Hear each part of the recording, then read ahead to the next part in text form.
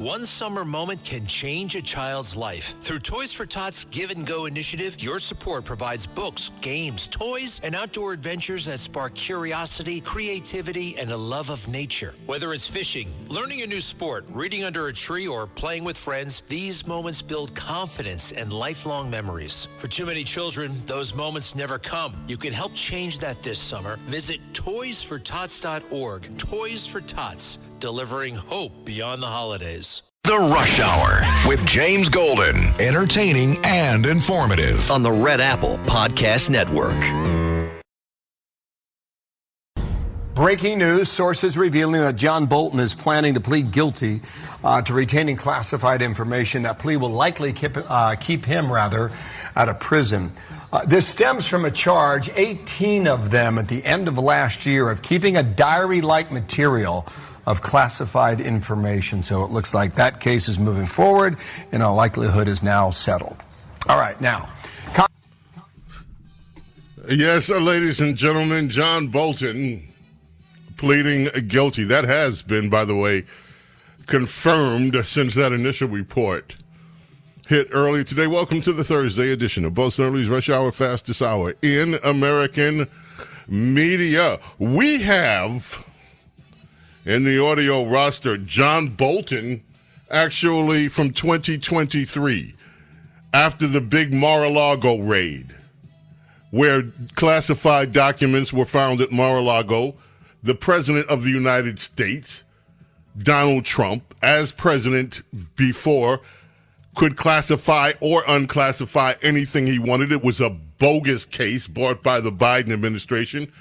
But let's just revisit John Bolton back in 2023. That would be cut to Carlos. You can keep our music going. Here's Mr. Bolton back then. You know, Republicans used to believe that not prosecuting criminals led to more crime. The answer here is take the politics out of the decision, and in this case, proceed with the prosecution and do the same for anybody else who does anything even remotely like it. Just read the indictment and ask yourself, if the government can prove what they allege here, shouldn't this man go to jail? The simple fact he had the documents, for any reason or no reason, should subject him to prosecution. Yeah. Wonder what you think about that now, Johnny. Huh? Back then, Jamie Raskin, cut 3, ranting about John Bolton's when this all came up with John Bolton. Here is and this is a typical view of Democrats back then, Maryland's Jamie Raskin. It's hard to know what to say about this other than there is no way that had Bolton not broken with Donald Trump, he would be facing these charges today. In other words, he's going to have a very strong claim of selective and vindictive prosecution because it's only being brought because he said that Donald Trump was, melting before Vladimir Putin, was constantly mixing government business with personal money-making business, and so on. I mean, he wrote a whole book saying if Trump were to be elected again, the second term would be far worse than the first term. And so there's no doubt that revenge is being exacted against him for those kinds of statements. Well, you see, revenge. He had he's pleading guilty. So all this business that you've heard about this being weaponized, just throw it out, as many of you did at the time. California. Oh, you know what? Before the Countess of Conspiracy is sitting in the house with us today. She's not going to speak. She's been advising me of several things that are happening out there and that could happen.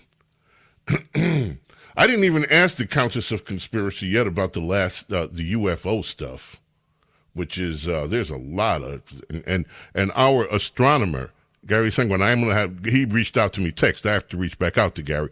There's a lot going on with this UFO stuff, and so we need to catch up. And I've been talking about the COVID stuff. All the COVID stuff that's coming out now, and no one's paying attention to it because of all the other stuff. And I will say this, everything that the kooks told us, everything that the people that were branded as conspiracy theorists and kooks told us about the vaccines. In past months, going back now over a year, the evidence keeps coming out over and over and over and over again that they were right. And there is no restitution being offered for people's families, people that were mandated to take these vaccines, who have left the earth in untimely deaths, especially young people. All the information. And this isn't information coming, it is information being released by the government. And no one's paying attention to it because we've got so much other stuff going on in the news. I just thought I'd throw that out there because it's true. In the meantime, it's like if you're watching these riots, the riots are back in New Jersey. They lifted the curfew, so the protesters are back doing what the protesters do in New Jersey. By the way, you know Donald Trump is going to the Knicks game. Yeah, he's going to the third game. He can afford it.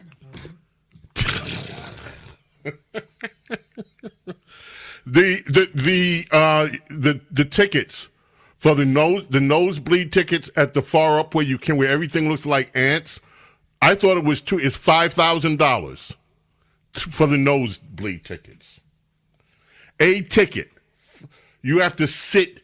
You have to pay $10,000 if you're taking a girl, and you get to sit up in the nosebleeds.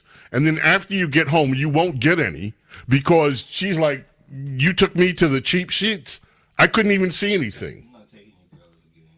What do you mean you're not taking a girl to a game? If she ain't a basketball fan, I ain't spending that. If she's not a basketball fan, you ain't spending that. Yes.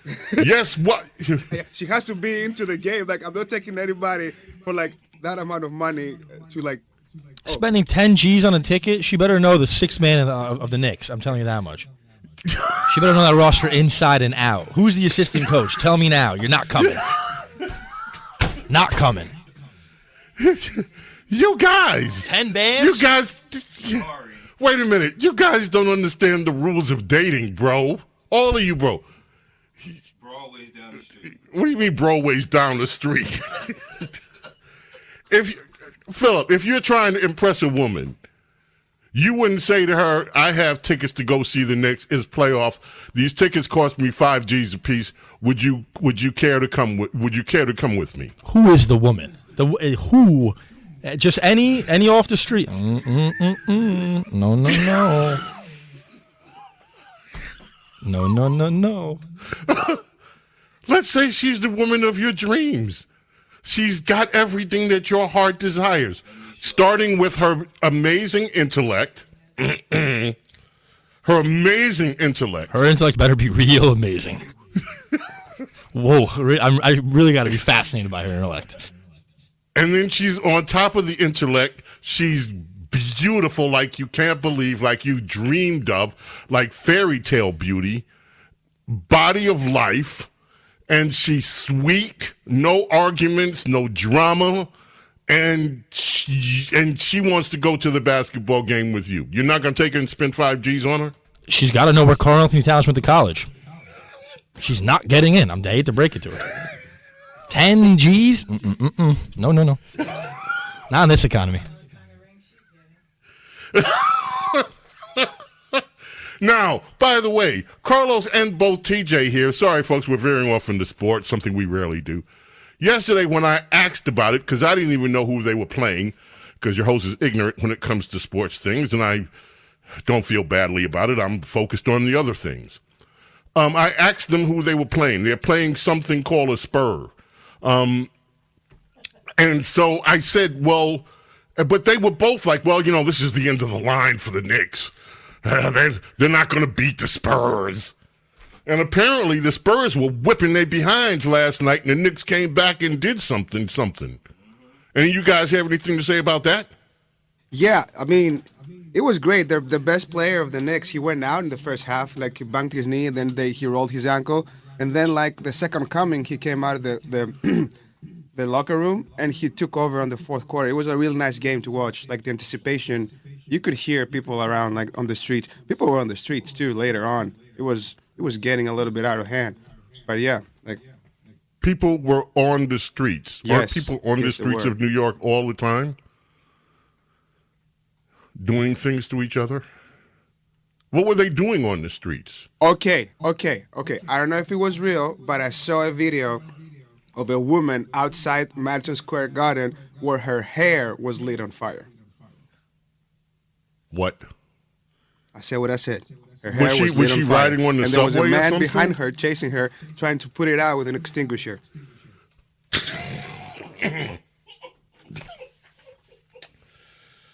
New York. Somebody New, ran on the court. the Big Apple. Take the selfie. Speaking of that and people, do you know that the state of Minnesota is refusing, ladies and gentlemen, this is real, they are refusing to prosecute the invaders that went into that church with Don Lemon and disrupted the church service. They are refusing to prosecute them. They said, well, there's not enough evidence. The current evidence, everything's on video of what they did. Well, a lot of it is on video. They don't, video how they terrorized the children in that church. They came into a house of worship and terrorized it. And the state of Minnesota is letting all of them walk. There's not 39 people. They're letting them walk. I just have one question. Do you think the state of Minnesota would release 39 so-called right-wing activists if they invaded an abortion clinic? Do you think that they would not prosecute? James Golden, Snerdley. The Rush Hour with James Golden. On the Red Apple Podcast Network. Let Century Management Solutions get you to your next medical appointment. They specialize in non-emergency medical transportation, connecting patients to care, safety, reliability, and on time. Their advanced technology platform seamlessly coordinates patients, healthcare providers, insurers, and transportation partners all in one powerful network. With over 200 trusted transportation providers, they deliver scalable solutions backed by real-time tracking and complete transparency. Go to SENTRYMS.com. The Rush Hour with James Golden. On the Red Apple Podcast Network.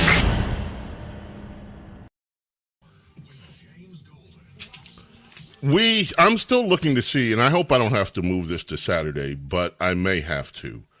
This business is happening over in the UK.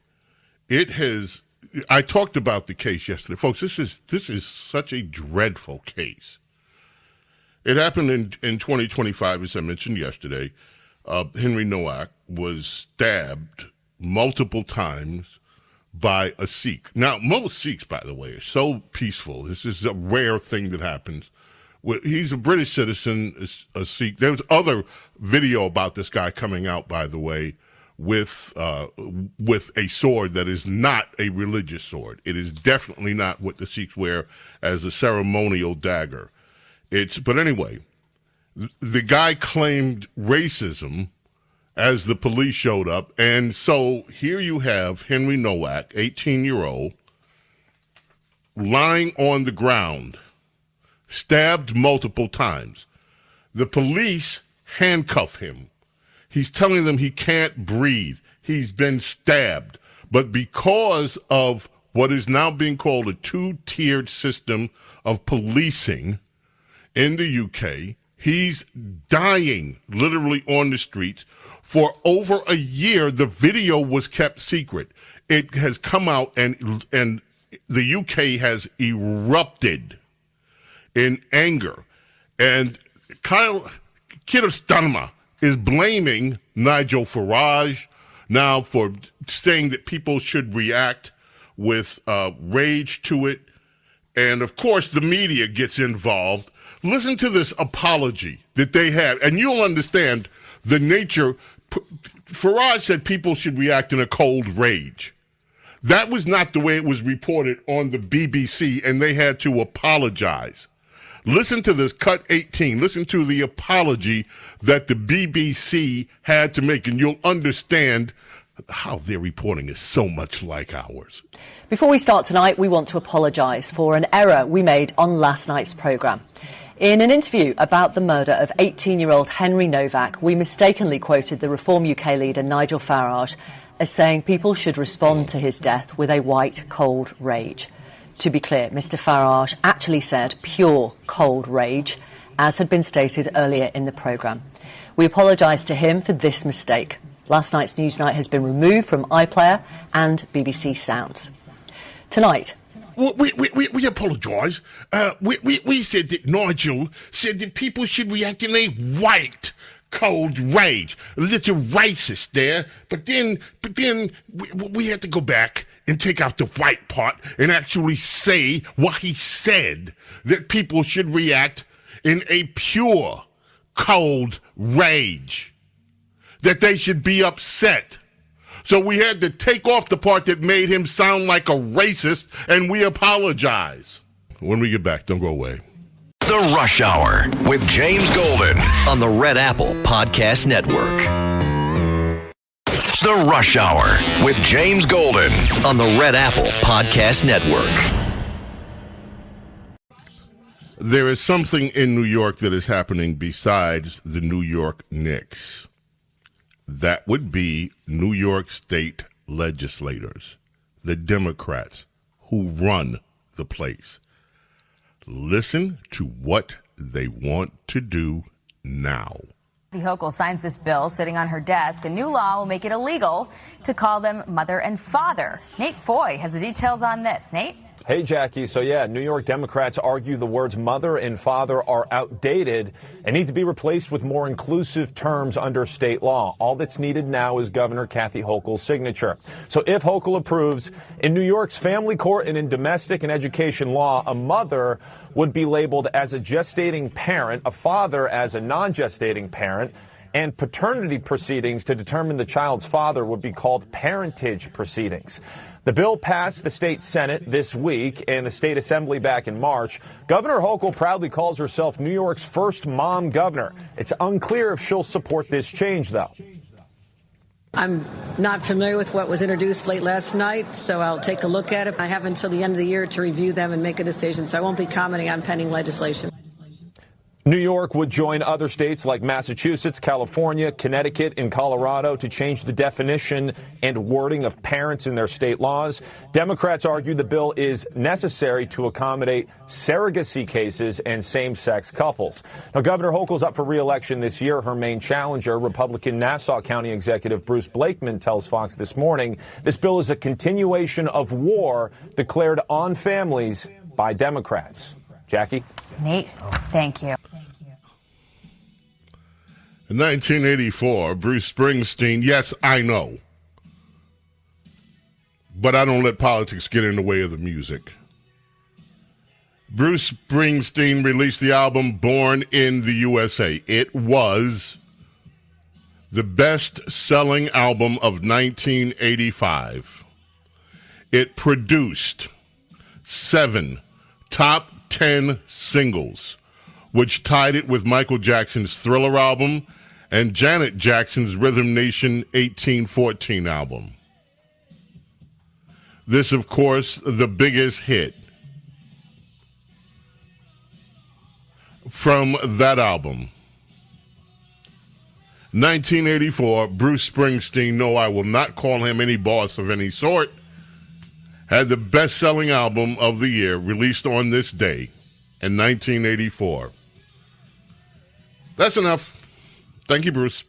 So Kathy Hochul and she doesn't know. She's not saying yet. But the Democrats in New York now want to get rid of the terms father and mother. They are outdated. I guess then that they would probably want to rewrite one of the central commandments of life. Something would have to honor thy gestating parent and non-gestating parent so that your days will be long and right? You're supposed to honor your mother and your father. That is a commandment from on high, from the Creator. Honor thy mother and thy father. Honor your gestating parent and your non-gestating. Because the words mother and father are no longer useful in our society, according to Democrats. These people are sick. There is something really wrong with these people. This passed 2 houses of New York's legislature. These Democrats this is a sickness that has taken over this entire party. And it's a disgusting sickness. There's environmental news, my friends. Environmental news, all right. I can't believe this is in the Washington Post today. It's an editorial from the Washington Post editorial board, and I can't believe reading it. It's just, wait a minute, did I pick up the wrong paper? They begin this way, ladies and gentlemen. The only surprising aspect of ExxonMobil relocating its legal domicile from New Jersey to Texas is that it took this long. ExxonMobil, headquarters in New Jersey since they were Standard Oil, since the early Rockefeller days, the robber barons. And now ExxonMobil has had enough. They're getting out. The company, headquartered in Houston area, 3/4 of Exxon's U.S. employees are already in Texas. But the firm retained a Garden State incorporation as a vestige of its 19th century legacy as Standard Oil. No more. In March, Exxon's board of directors unanimously recommended they relocate to Texas to take advantage of a friendlier business climate. What does that mean? Anyway, there was a shareholder meeting. Over 70% of the shareholders said, yep, let's get out of that state. And this is what the Washington Post writes. And I find this almost unbelievable that they actually put this in print. It isn't difficult to imagine why Exxon wants to move its legal responsibilities from a state that has tried to sue major oil companies to the country's hydrocarbon capital. It's not difficult to see why Exxon wants to get New Jersey tried to sue them for just being an oil company. So no wonder they want to get out. And they go on to talk about the number of states that Texas has lured from New Jersey, from Delaware, et cetera, et cetera. And then you have this. Not everyone is happy. New York City Controller Mark Levine, Democrat, urged Exxon shareholders to vote against the relocation because it would disenfranchise them. Texas has a set of higher ownership rules for shareholder proposals and lawsuit that curtail frivolous lawsuits. Exxon says right now they're not going to adopt those new rules, but you watch, they will eventually. The Washington Post editorial ends like this. Politicians like to blame companies for acting in their self-interest, but that's the easy way out. If New Jersey and Delaware want to retain companies, let alone attract them, they need to take a hard look at what they're doing to drive so many away. Oh, my damn. I wonder if there's going to be a revolt in the Washington Post newsroom like there's a revolt over at CBS. Well, we haven't even talked about this Scott Pelley thing. I have friends that work for CBS, or worked, and some of them are absolutely beside themselves, livid over the changes that are happening with 60 Minutes and Scott Pelley.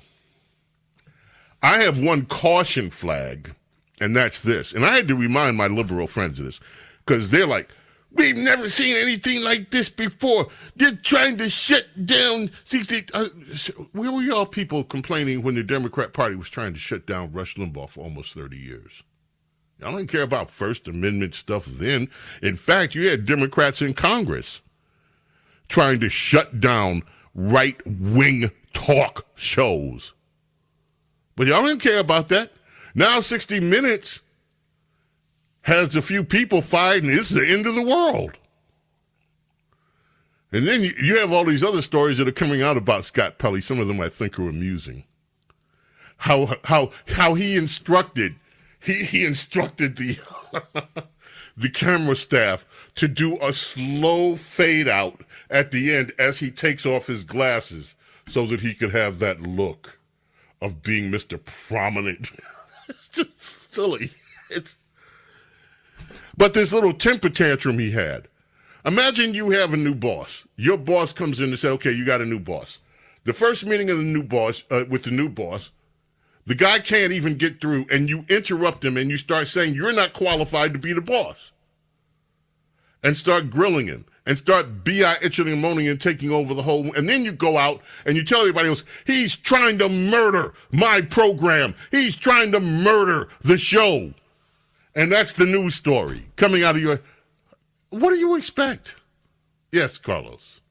So I would allow the first part if he was like carrying the network, like he was, oh yeah, we can't make it without the 60 Minutes. But the second part of him going out and like BITC itching. BI-itching. Yes. BI-itching. That's a little bit. That's like that's like loser mentality, and I'm not about that. Well, let me put it like this. Number one, I have a rule. I don't gloat over anybody losing their job. I don't care who they are. I don't care whether they're right, left. I don't gloat over people losing their jobs, period. I think that I want to be real careful here. There is a danger that is involved in the glee that a lot of people have over watching a liberal network meltdown. And I myself believe, I hope one day, if Paramount takes over CNN, that they will make some changes so that you have a more measured and balanced and honest presentation of the news. Good journalism. And that's all I want. Good journalism, one way or the other. But I also believe this, simultaneously. America has always had biased journalism. And I'm not opposed to biased journalism. We point it out, and we say these liberals, you go back to the days of the founding fathers, right? And you go back and you look at the newspapers. There were newspapers that were decidedly Democrat, the slave owner people, the Democrats, the Federalist and the slaveholders, the Democrats. The Federalists had their own papers in support of them. The slaveholders, the Democrat Party, had theirs. And that's the way it's been since before there was an America. I don't want to see either side purged. I think if you're in the media, your job is to persuade people to your point of view with the truth and help people understand the lies. And if you are exceptionally good at it, you will be rewarded by the marketplace. That is what Rush Limbaugh did. He had the largest audience ever assembled on a medium that was discarded. People were talking about using AM radio to play Muzak on in their businesses when Rush Limbaugh came along.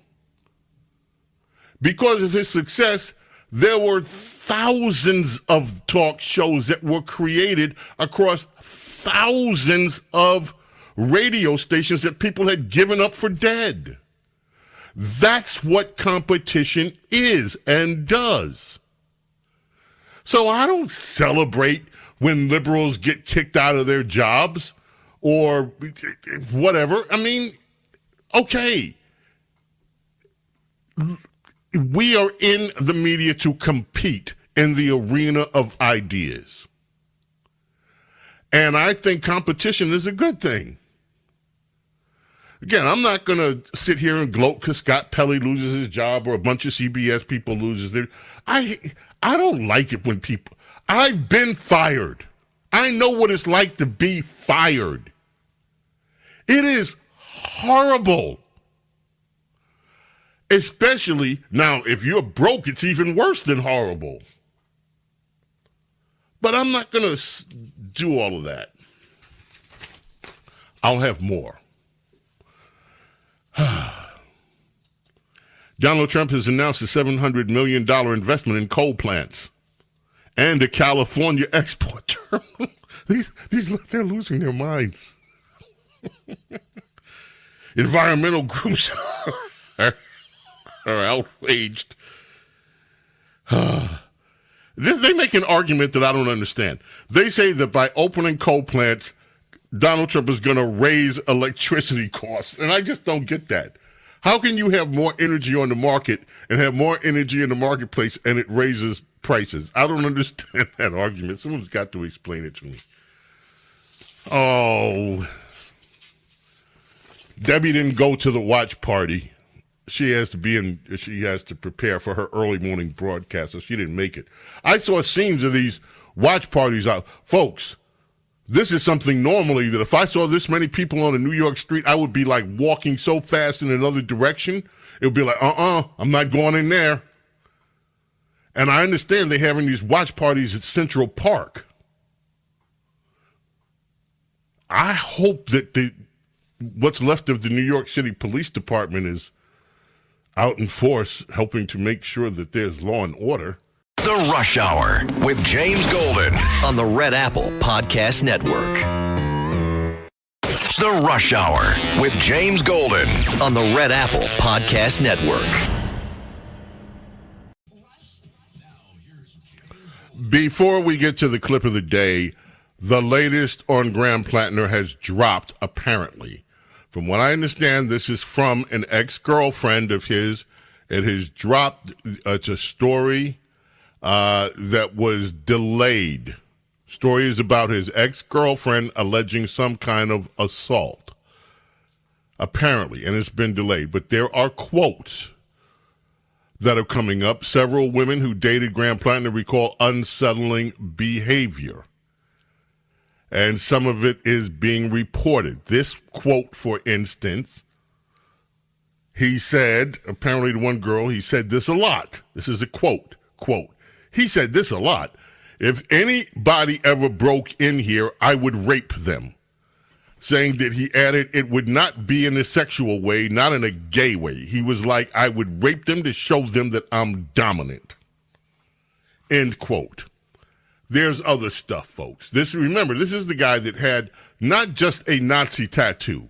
The tattoo was of the SS concentration camp guards on his chest. Democrats like Chuck Schumer have endorsed.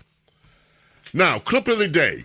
Earlier in the week, we played a group of ladies demanding that they have time off, official time off. This is a bill they're proposing in Congress for periods. They need time off because periods are so horrible for women. They want 12 days off. One of those women, Rashida Tlaib, was asked about that bill today. This is how that response went. Hi, Congresswoman. You recently participated in a press conference that is advocating for 12 days of paid leave for women who experience menstrual pain. I'm just curious. Democrats think that men are women, so would men also be afforded those 12 days off? Why do you ask questions like that? You're a woman. Do you know how hard it's been for women in the workplace with a lot of, I have friends with POS. This is ridiculous that you're asking this question. Well, I am a woman, so I'm concerned about men entering women's spaces. Don't do that to her. I'm just curious because you guys insist that men are women. So. That's it. You got it. We gotta go, folks. May God bless, protect each and every single one of you, your family, your loved ones. Love and gratitude for your being here with me, allowing me to be with you. The police started number 1, 4 weeks on this day with this one. Till tomorrow, my friends, God willing, we bid you adieu. Thanks for listening to Bo Snerdley's Rush Hour. You can hear Bo Snerdley's Rush Hour weekdays at 4 on 77 WABC. If you like the podcast, share it with your friends and listen anytime at WABCRadio.com and download the WABC Radio app. Hit that subscribe button on all major podcast platforms. Plus, follow WABC on social on Instagram, TikTok, Facebook, and X. See you next time for a new episode so you never have to wonder, what the heck is going on here? Almonte's Key Food, proudly serving communities throughout Brooklyn, Queens, and Long Island for over 30 years. When you shop Key Food, you'll always find fresh products, great weekly specials, and exceptional personalized service. Visit at any of their Key Food stores at 8235 153rd Avenue, Lindenwood, New York, 935 Rosedale Road, Valley Stream, New York, and 6620 Avenue U, Brooklyn, New York.